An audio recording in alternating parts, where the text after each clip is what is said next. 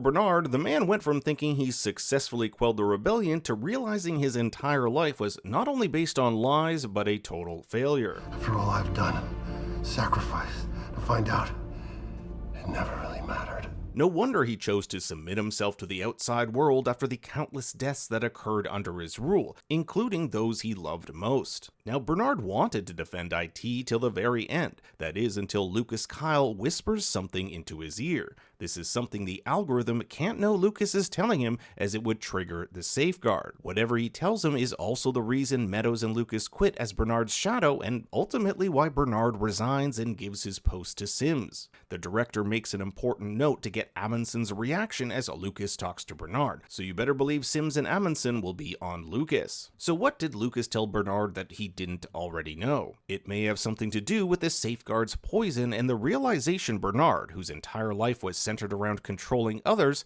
ultimately has no control himself. It's out of your hands. It was never in your hands, in my hands, anyone's hands. Lukas later tells Sims that the vault key didn't turn red because it's, quote, over. The very people Bernard took orders from his entire life are going to leave him to die along with everyone else, or at least that's what Lukas implies. On several occasions, he talks about how nothing matters and that it's too late, even when he has a gun pointed at him. This is a man who was told something catastrophic was going to happen. I also have to say it was a nice turn of character to see him stand up to Sims when most of his life he's been seen as a coward. And now it's led you here? No, what's led me here is being a coward. Bernard takes his specially designed head of IT suit and ventures out the airlock to find Juliette. Even though she has a gun pointed at her, the two are really on the same side. Juliette even tells him that she may have figured out a way to stop the safeguard. This likely has something to do with blocking that pipe on floor 14. The door behind them suddenly closes, and I tend to think this was done automatically, but we can't be sure. Both she and Bernard become trapped as the incinerator burns. We've seen this back in season 1.